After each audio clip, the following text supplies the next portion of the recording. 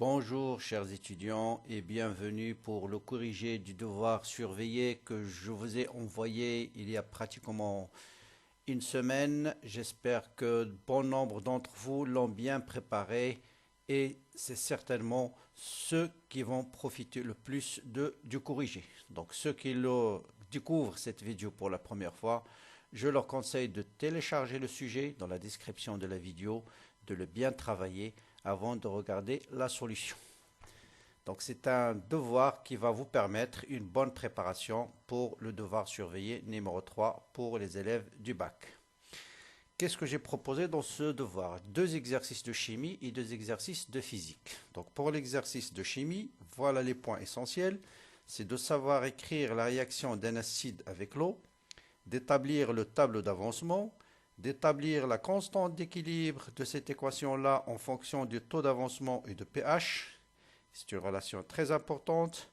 Et souvent, on vous donne deux grandeurs et on vous demande de déterminer la troisième. Et c'est ce qu'on va essayer d'appliquer. Et enfin, de pouvoir comparer la force de deux acides à partir de quelques grandeurs physiques, savoir quel est l'acide le plus fort, quel est l'acide le plus faible, quelle est la base la plus forte, quelle est la base la plus faible.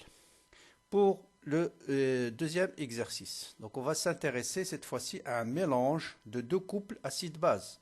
À partir de la réaction, être capable de déterminer quels sont les couples acide-base qui interviennent dans la réaction.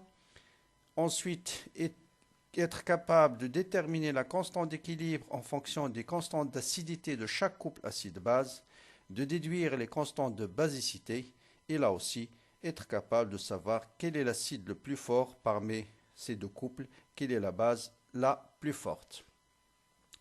Pour la physique, donc je vous ai proposé deux exercices. Un exercice détaillé sur le circuit RC qui est alimenté en même temps, pardon, pas en même temps, qui est alimenté une fois par une source de courant et une fois par une source de tension. Être capable d'associer chaque courbe à l'expérience correspondante, déterminer l'équation bien sûr différentielle, déterminer les grandeurs physiques à partir de taux. Tout ça, on va essayer de le voir dans cet exercice-là. Et pour le deuxième exercice, on va s'intéresser à un circuit RL vu un peu de façon originale. Là, je vous donne l'équation vérifiée par le courant. Et à partir de cette équation-là, être capable de déterminer les grandeurs physiques, tension au bord de chaque dipôle à T égale à 0 en régime permanent. Et à partir de ces valeurs-là, remonter aux paramètres du circuit tels que la constante, tels que l'inductance de la bobine par exemple, ou bien la résistance interne de la bobine. Et enfin, à partir d'une courbe donnée, associer chaque courbe à la tension correspondante. Et enfin, question originale, déterminer la sensibilité verticale choisie pour l'oscilloscope. Là aussi, une question importante, c'est être capable de donner le branchement convenable pour l'oscilloscope pour visualiser en même temps la tension au bord de la résistance et la tension au bord de la bobine. Donc voilà ce qu'il fallait faire. Donc on va aborder la solution en détail. Avant cela, bien sûr, ceux qui ne sont pas encore abonnés à la chaîne, n'oubliez pas de vous abonner à la chaîne. Et à la fin de la vidéo, si vous trouvez le contenu intéressant, de le liker et surtout de partager l'information avec vos amis pour qu'ils en profitent eux aussi, surtout en ce temps de confinement. Allons-y donc pour le corriger. Première question. On se propose de comparer à partir de mesures de pH métrique le comportement de deux acides. Là, on va étudier l'acide nitreux, HNO2, et l'acide hypochloreux, HOCl. Écrire l'équation de la réaction d'un acide avec l'eau. Bien sûr, selon Bronsted, un acide c'est quoi? Un acide, c'est une entité capable de libérer un proton H+. Donc AH va donner H+, plus A-. Sauf que H+, n'existe pas comme un ion libre. Toujours H+, il va être capté en solution par l'eau pour se transformer en H3O+. Et donc la réaction d'un acide avec l'eau, c'est AH qui va libérer un H+, qui va être accepté par la molécule d'eau. La molécule d'eau, c'est un accepteur et donneur de protons H+. Donc dans ce cas-là, il va capter H+, il va se transformer en H3O+. Et la constante d'équilibre de cette réaction, c'est ce qu'on appelle la constante d'acidité du couple acide AH, acide-base AH à moins. Donc, dès qu'on parle de Ka, c'est toujours la réaction d'un acide avec l'eau. Tableau d'avancement, classique, on met ici l'équation de la réaction, les quantités de matière, le taux d'avancement, l'état initial, en cours et l'état final. On vous donne la concentration, on va dire l'état initial, on a un nombre de moles de l'acide qui est C fois V, l'eau c'est toujours en excès. À l'état initial, bien sûr, la réaction n'a pas encore démarré, donc 0, 0. Un instant T, c'est moins X, parce que vous avez un facteur 1. Ici, X, facteur 1. Ici, X. À l'équilibre, il suffit de remplacer X par X équilibre. Donc, rien de plus classique pour le moment. Exprimer les concentrations molaires des espèces chimiques présentes dans l'état d'équilibre en fonction de C et de H3O+. C'est-à-dire, voilà l'état d'équilibre.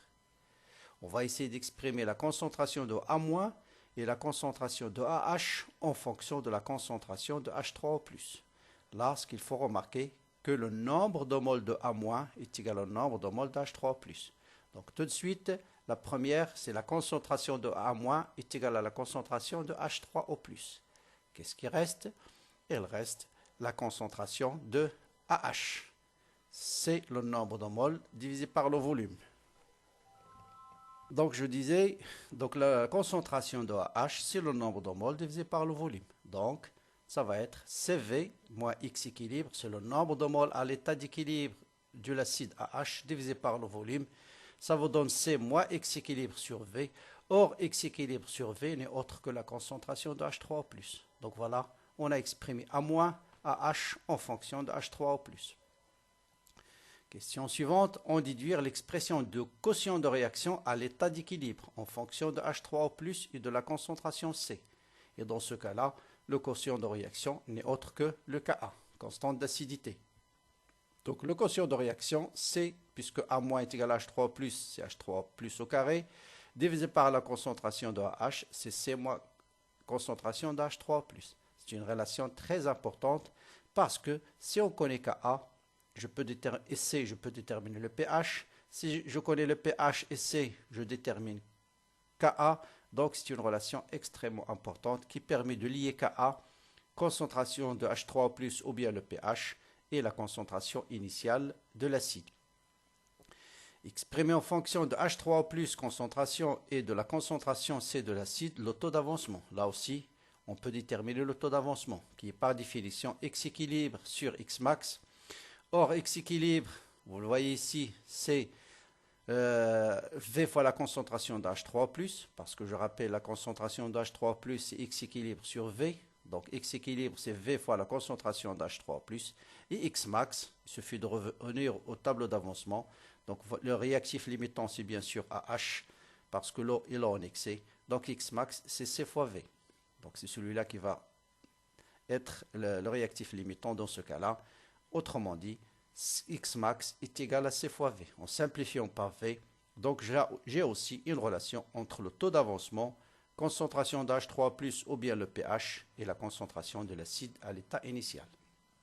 Donc ce sont deux relations très importantes que vous aurez pratiquement dans tous les exercices de l'état de le pH. Bien.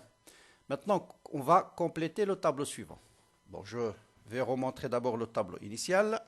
Donc voilà le tableau qui est dans l'énoncé. Qu'est-ce qui nous manquait? Concentration d'H3+, quotient de réaction et moins log de Kr. Bien. Donc voilà les relations dont on aura besoin. C'est bien sûr, ça c'est classique, vous le connaissez. Concentration de H3+, c'est 10 à la puissance moins le pH. Et on a montré que le quotient de réaction s'écrit en fonction de la concentration de H3+. Donc ici, je connais le pH, donc je peux déterminer tout de suite concentration de H3+.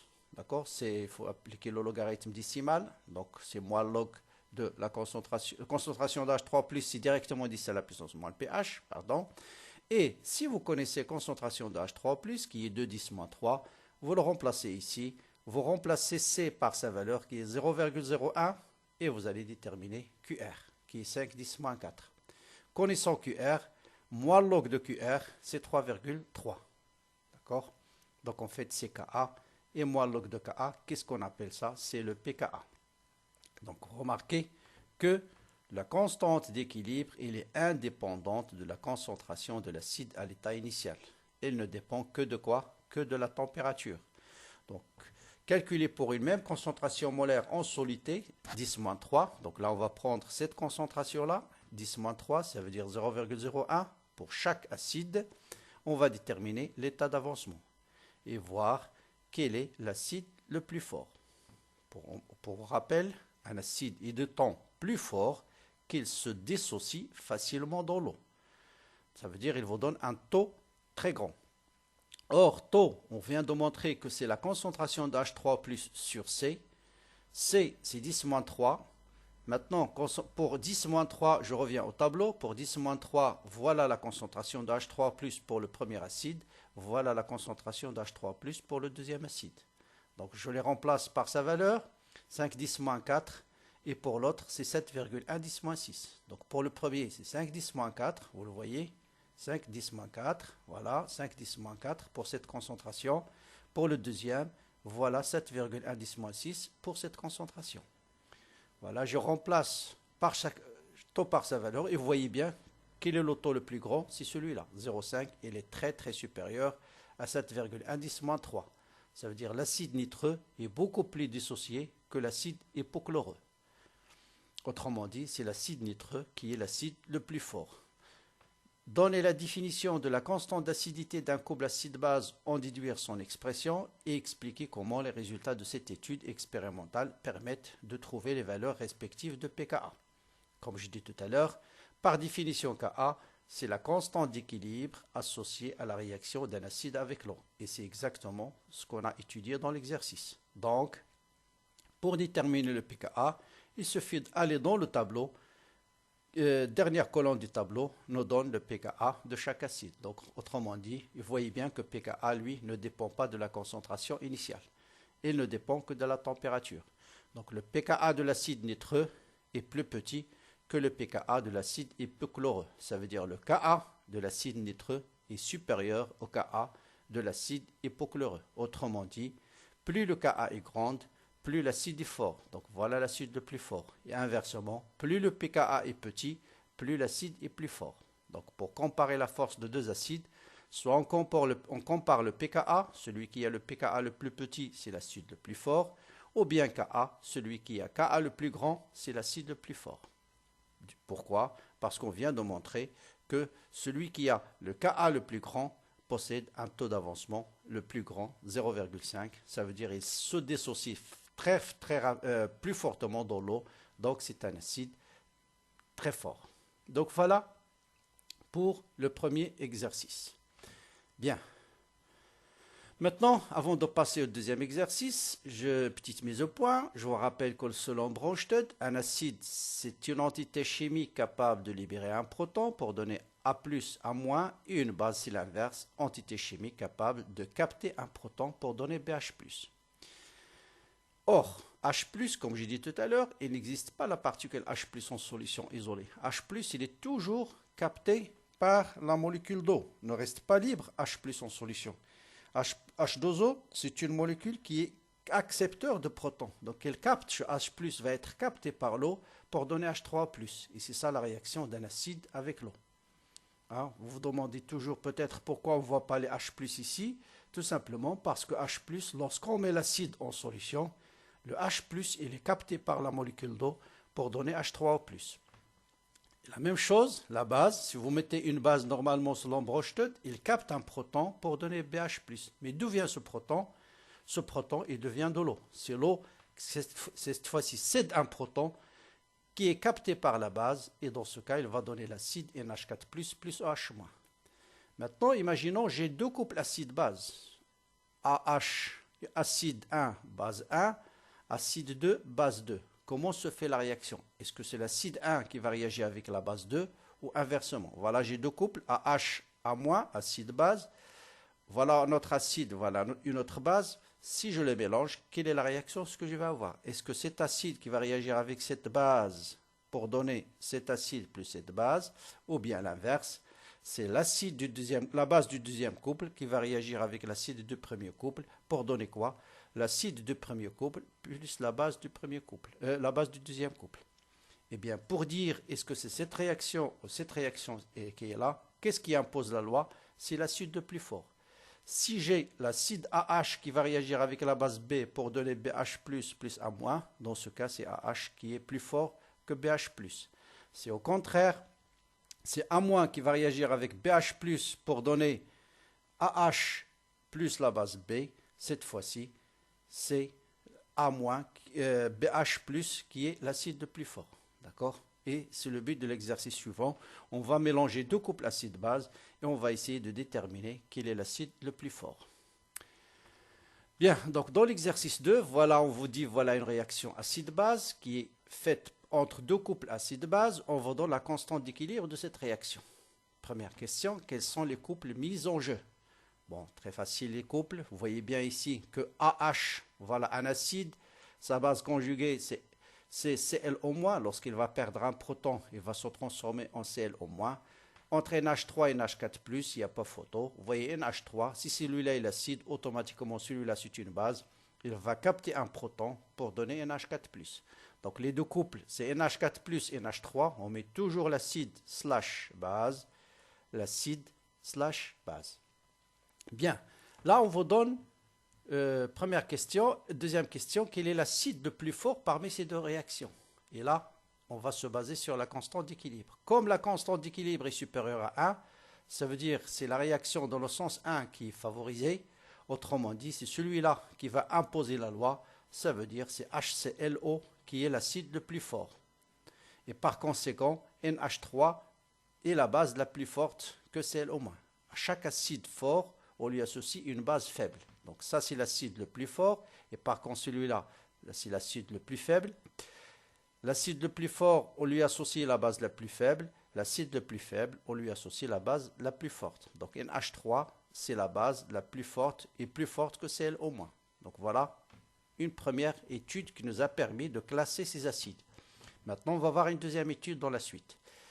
Établir l'expression de la constante d'équilibre de cette réaction. Donc là, il ne faut pas apprendre par cœur K est égal à Ka1 sur Ka2 ou Ka2 sur Ka1. Je vous ai expliqué la méthode la dernière fois. Sinon, vous faites rapidement la démonstration. Donc, je rappelle que Ka1, c'est la réaction de l'acide A1 avec l'eau. Toujours, et Ka2, c'est la réaction de l'acide 2 avec l'eau. Donc, Ka, par exemple, pour le premier couple, c'est la réaction de NH4+ avec l'eau. Ka du deuxième couple, c'est la réaction de l'acide avec l'eau. Et Ka, c'est toujours H3+ fois la base divisé par la concentration de l'acide. Maintenant, il suffit d'écrire l'équation de cette réaction, le quotient de cette réaction, pardon. Le quotient de cette réaction, c'est concentration de Cl- fois NH4+ divisé par NH3 fois HCl-. Pour faire apparaître Ka1 et Ka2, je vais multiplier en haut et en bas par concentration d'H3+. Qu'est-ce que c'est Ka? C'est la concentration d'H3+ fois la base. Qu'est-ce qui est la base ici? C'est Cl-. Donc voilà, concentration de Cl- fois H3+ chasse Cl-, c'est Ka2. D'accord? Donc là, faites attention, c'est Ka2 cette fois-ci. Et celui-là, c'est Ka1, parce qu'on les a notés dans l'énoncé Ka2, Ka1. Bien.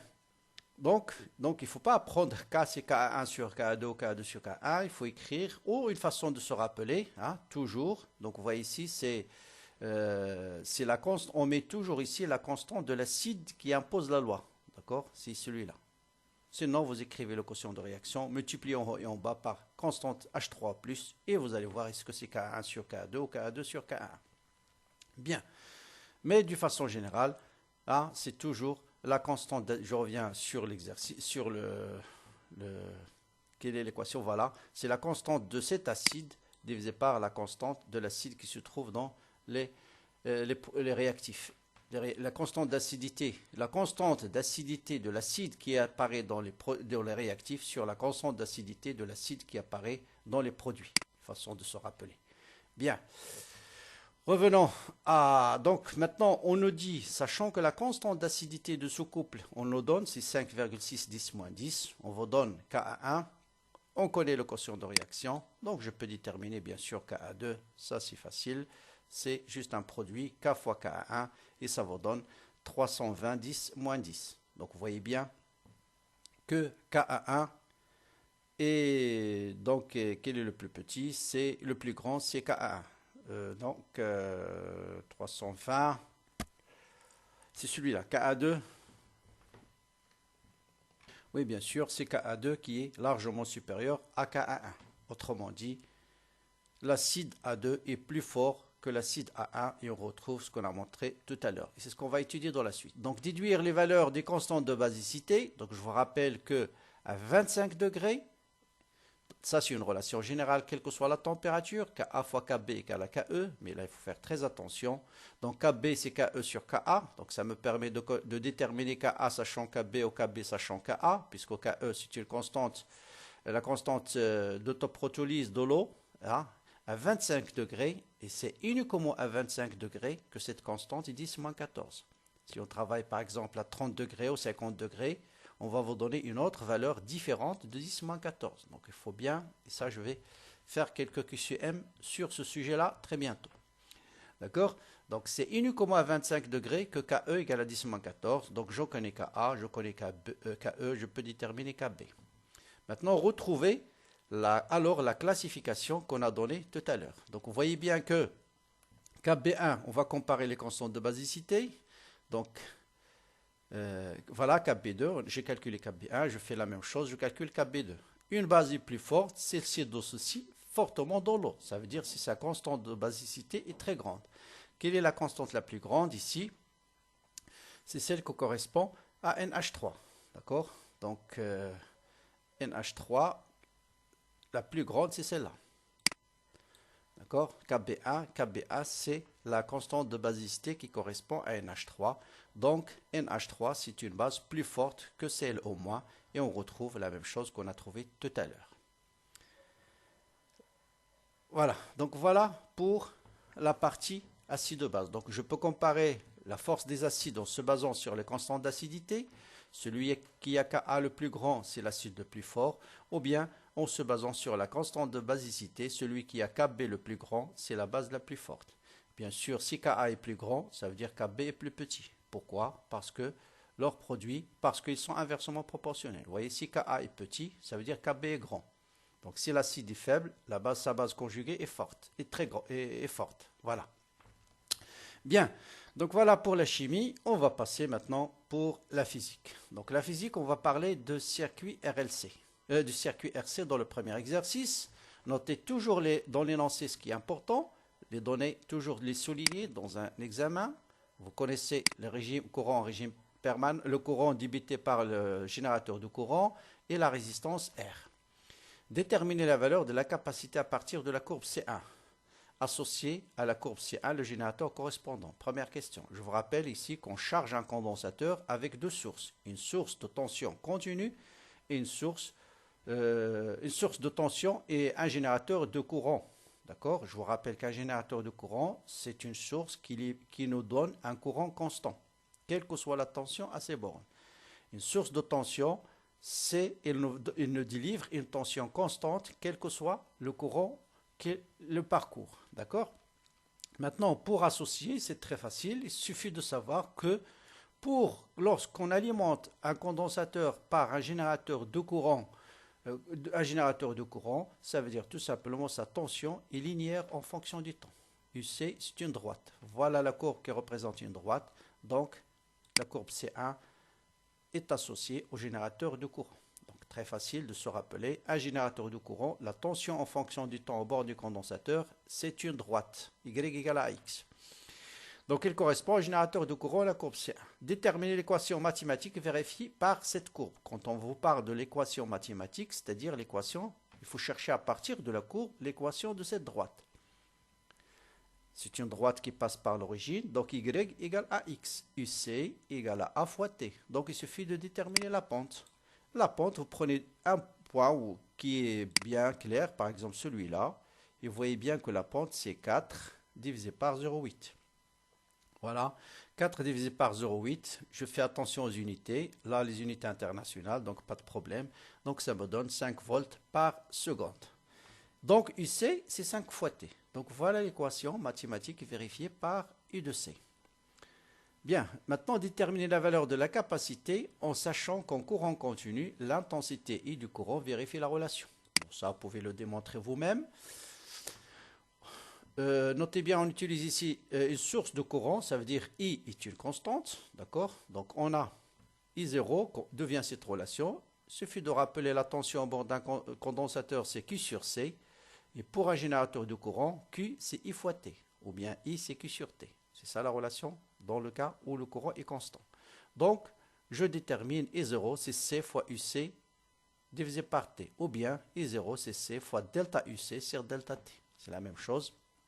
Donc, je vais dans la courbe et je cherche la pente. La pente, c'est 5. UC sur T, c'est 5. Donc, I0 est égal à 5C. Voilà. Donc, je fais l'application numérique. On me donne I0 pour déterminer C. C'est I0 sur 5. On me donne I0, c'est 235. Mais en milliampères, il faut le transformer en 235 10-5, pardon, directement, divisé par 5. Et ça vous donne 470 microfarads, ou bien 10-6 farads. Bien. Deuxième question, déterminer la valeur de la capacité à partir cette fois-ci de la courbe C2. C'est sur l'objectif. On va passer par des petites questions. Schématiser le circuit. Ça, il faut absolument le savoir. Toujours, des fois, on vous donner le circuit qui permet la charge d'un condensateur. Bon, c'est classique. Un générateur de tension, un interrupteur, une résistance, un condensateur. Mettez les flèches toujours dans le sens récepteur, bon, ça c'est en convention générateur pour le générateur. Pour le dipôle, c'est toujours en convention récepteur. La flèche est dans le sens inverse au courant. Et dans ce cas, cette tension c'est R fois I et cette tension c'est Q sur C. Établir la relation, bien sûr, c'est toujours la loi d'additivité des tensions. Établir la relation de proportionnalité entre l'intensité I et D de UC sur D de T, en déduire le courant est nul en régime permanent. Donc là, on ne demande pas l'équation, mais on nous demande juste d'établir la relation entre I et D de UC sur D de T. Bon, ça, vous le savez par cœur. Toujours la même relation. UC, c'est Q sur C. Je dérive cette fois-ci. D de UC sur D de T, c'est 1 sur C. C, c'est une constante. La dérivée de Q sur D de T. Et dans le cas d'une source de tension, le courant varie avec le temps. Et D de Q sur D de T, c'est le courant. Donc, pour une source de courant, I, c'est Q sur T. Pour une source de tension, I, c'est D de Q sur D de T. Et donc, vous voyez bien que I de C, I est égal à C fois D de UC sur D de T. D'accord? Donc, ce qui implique cette relation que vous connaissez par cœur. Maintenant, on déduire l'intensité du courant est nulle en régime permanent.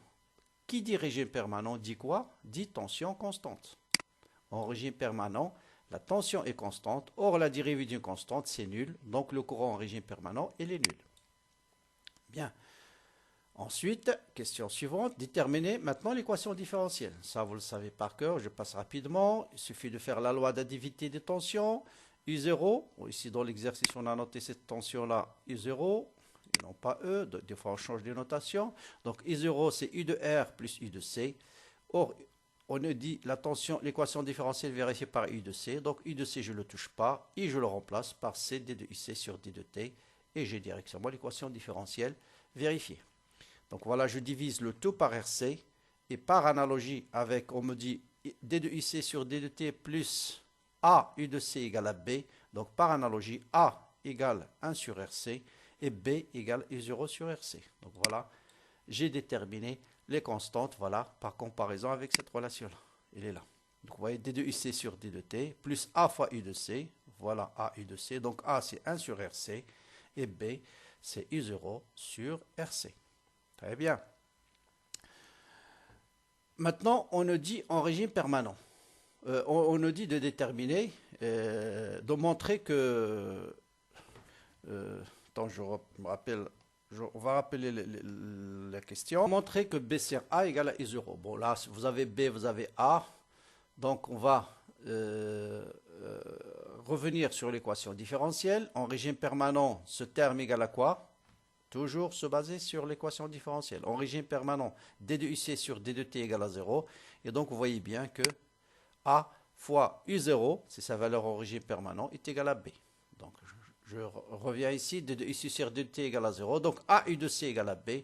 Donc, UC en régime permanent, qu'on va noter U0, est égal à B sur A. Déterminer la valeur numérique de la constante du temps, toujours la constante du temps, soit on vous donne la tangente tracée, et toujours il faut utiliser la tangente parce que c'est plus facile. Déterminer le régime permanent, c'est celle-là, là où la tension est constante. L'intersection avec la tangente vous donne un point. Vous faites la projection de ce point sur l'axe des temps et ça vous donne la constante du temps qui est 0,2. Donc graphiquement, taux égale à 0,2. Connaissant R, je peux déterminer tout de suite C, taux égale à RC, et je retrouve C égale à 470 microfarads. Bien, donc voilà pour le premier exercice sur le circuit RC. Maintenant, on va entamer le circuit RL. Donc vous voyez que, je rappelle, l'avantage de mettre un condensateur dans un circuit, c'est que la tension varie de façon continue jusqu'au régime permanent. Donc vous n'avez pas de discontinuité de la tension dans le cas d'un circuit qui contient une capacité. Pour l'exercice 4, on va étudier le circuit RL. On a un oscilloscope, voilà les données, toujours les noter. E égale à 12 volts, l'inductance est donnée, la résistance interne est donnée. Indiquer un schéma, sur un schéma, les connexions à l'oscilloscope. Donc il faut mettre ici, ou mettre la masse, ou mettre le branchement pour visualiser la tension au bord de la résistance, ou mettre le branchement pour visualiser la tension au bord de la bobine. Bien, vous avez déjà une indication sur le schéma, la masse, c'est la lettre M, donc c'est uniquement ici qu'il faut mettre la masse. Pas là, pas là. Donc c'est interdit. La masse, pour visualiser en même temps I de R et I de L, on est obligé de mettre la masse ici. Ensuite, on va envoyer ici vers l'entrée, la première entrée de l'oscilloscope, et je vais mesurer cette tension-là, qui est la tension au bord de la résistance, et j'envoie le point B vers la deuxième entrée de l'oscilloscope, et je vais mesurer cette tension-là, qui est moins I de L, hein, parce que le courant circule dans le même sens que la flèche. Bien. Écrire l'équation différentielle 1, c'est déjà donné dans l'énoncé, à t égale à 0. Et en déduire quelle est la tension au bord de la résistance à t égale à 0 et la tension au bord de la bobine à t égale à 0. Donc l'objectif dans cet exercice, c'est de comprendre qu'est-ce qui se passe à t égale à 0 au bord de chaque dipôle et en régime permanent. À t égale à 0, c'est-à-dire je viens de fermer l'interrupteur. Au départ, bien sûr, I de R c'est 0, I de L c'est 0. Bien. Donc je reviens sur l'équation différentielle. Bon, je ne l'ai pas écrit, mais tout simplement, à t égale à 0, vous avez I de 0. Bon, c'est ça l'équation différentielle. Je remplace juste t par 0. Donc, j'ai le courant à l'instant t égale à 0, plus la dérivée du courant sur d de t à l'instant t égale à 0, fois L sur R plus R égale à E sur R plus R. Ce qui implique, or à t égale à 0, le courant, il est nul, parce que je viens de fermer l'interrupteur. Or, vous savez que la bobine, il empêche l'établissement du courant. Donc, le courant va augmenter de façon continue, de façon pas linéaire, mais de façon progressive jusqu'à atteindre la valeur du régime permanent. Donc, juste après la fermeture, le courant, il est nul dans le circuit. Donc, ce premier terme égale à 0. Par contre, sa dérivée n'est pas nulle, parce que le courant, il varie avec le temps. Donc, la tangente à t égale à 0 n'est pas nulle. Et sa valeur, d'après cette équation-là, en simplifiant par R plus R, il va devenir E sur L. Donc vous voyez l'importance maintenant de cette équation différentielle. Bien, ce qui implique que la tension en bord de la résistance à t égale à 0, c'est 0, parce que le courant il est nul, et la tension en bord de la bobine, ça sera R, par définition, c'est R fois I plus L d de I sur d de t, toujours à t égale à 0. Ce terme il est nul parce que le courant est nul. Donc, il me reste L d de I sur d de t. Or, U de R plus U de B égale à E. Donc, vous voyez bien que plus que U de R égale à 0. Donc, L d de I sur d de t est égal à E égale à 12 volts. D'accord? Donc, la tension au bord de la bobine, c'est 12 volts. Bien. Maintenant, en régime permanent. Donc là, j'ai déterminé la valeur des tensions en déduire U de B et U de L à t égale à 0. Donc toujours, pour un circuit RL, celui-là il fournit 12 volts. Donc à chaque instant, ces 12 volts va être répartis entre la résistance et la bobine. Si vous avez ici 0, ici vous allez voir 12 volts. Si vous avez ici 12 volts, vous allez voir ici 0. D'accord?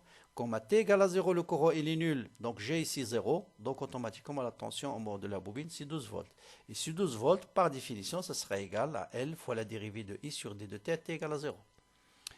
Maintenant, on va établir ce qui se passe en régime permanent. Or, ce qu'il faut savoir, c'est qu'en régime permanent, le courant il est constant.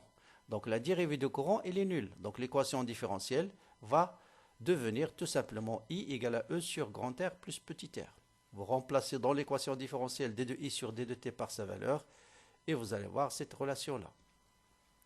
Donc la tension au bord de la résistance en régime permanent, c'est la résistance fois le courant permanent. Donc c'est R fois E sur grand R plus petit r. Au bord de la bobine, ce sera petit r fois le régime permanent, parce que L d de I sur d de t égale à 0. Donc il va vous rester petit r fois E sur grand R plus petit r. Je connais grand R, je connais E, je petit r, donc je peux calculer chaque tension. Donc U de R c'est 10 volts. Bon, c'est pas la peine de calculer UL, parce que leur somme ce sera 12, donc UB ce sera 2. Sinon, vous faites l'application numérique et vous allez vérifier qu'effectivement c'est égal à 2.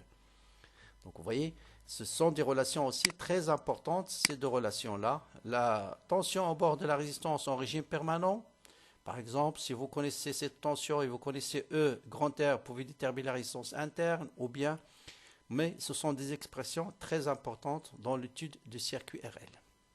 Bien, maintenant, choisir ou le justifiant parmi les oscillogrammes celle qui représente la tension au bord de la bobine. Bien sûr, il faut comprendre qu'est-ce que c'est que le rôle d'une bobine.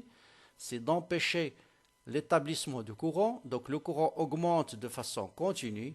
Donc la tension au bord de la bobine,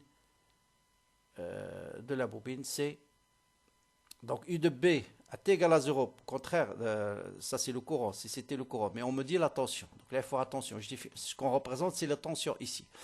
Il suffit de voir à T égale à 0 ce qui se passe tout simplement. On vient de montrer tout à l'heure que U de R c'est 0. Donc obligatoirement, c'est celle-là qui démarre à partir de 0. C'est la tension en bord de la résistance. Et celle-là est égale à maximale. Et la tension en bord de la bobine diminue jusqu'à atteindre un régime constant, une valeur constante en régime permanent. Donc c'est la courbe 2 qui va correspondre à la tension au bord de la bobine. Et cette valeur-là, c'est 12 volts. Parce que à T égale à 0, on a montré que U de B de 0 égale à 12 volts. Maintenant, il faut faire attention pour une bobine. S'il s'agit d'une bobine idéale, sa résistance interne elle est nulle. Donc la tension au bord de la bobine en régime permanent doit être nulle. Mais ici, il n'est pas nul. Pourquoi il n'est pas nul? Parce qu'il possède une résistance interne. Et sa valeur, cette tension-là, c'est petit r fois le régime permanent. C'est ce qu'on vient de montrer ici. La tension au bord de la bobine en régime permanent, c'est petit r fois IP. Donc cette valeur-là aussi est très importante, souvent dans les exercices du circuit RL. Par lecture, par exemple, si par hasard on vous donne ici les valeurs à lire sur l'oscilloscope, je peux déterminer cette valeur-là, 2. Et si je connais cette valeur, par exemple, et je connais la résistance R, je peux déterminer, si je connais I permanent et je connais la tension à partir de la courbe, je peux déterminer, par exemple, la résistance interne de la bobine. Bon, dans l'exercice, c'est donné, c'est autre chose. Mais c'est important cette valeur-là, d'accord? Par contre, si la bobine est idéale, bien sûr, la tension en bord de la bobine en régime permanent, elle est nulle. Donc UB est une fonction, c'est bien la courbe 2, d'accord? Enfin, déterminer la sensibilité verticale choisie par l'oscilloscope. Ça veut dire qu'un carreau correspond à combien de volts? Bon, il suffit de voir ici, c'est 0, parce que la tension démarre par 0, ici c'est 12. Donc j'ai combien? J'ai 1, 2, 3, 4, 5, 6 divisions, correspond à 12 volts. Faites règle de 3. 5 divisions, partout 5. 1, 2, 3, 4, 5, 6 alors. J'ai fait une erreur, 6 alors. Donc je démarre, j'ai 1, 2, 3, 4, 5, 6, 6 divisions. Donc 6 divisions correspond à combien? On a dit 12 volts, effectivement, correspond à 12, c'est là l'erreur. 6 divisions correspond à 12 volts, donc une division correspond à 2 volts. Donc la sensibilité verticale, c'est 2 volts par division. Donc 2, 2, 4, 6, 8, 10 et 12 volts, donc c'est très bien. Voilà pour ce devoir où j'ai essayé de vous proposer 4 bons exercices. Comme d'habitude, à la fin, bien sûr, mettez un like, un petit commentaire pour encourager la chaîne à évoluer. Et partagez surtout la vidéo avec vos amis dans les réseaux sociaux pour que l'information soit utile pour un maximum d'élèves. Bon courage, très bientôt, bon, une autre vidéo et Bon courage surtout en ce temps de confinement.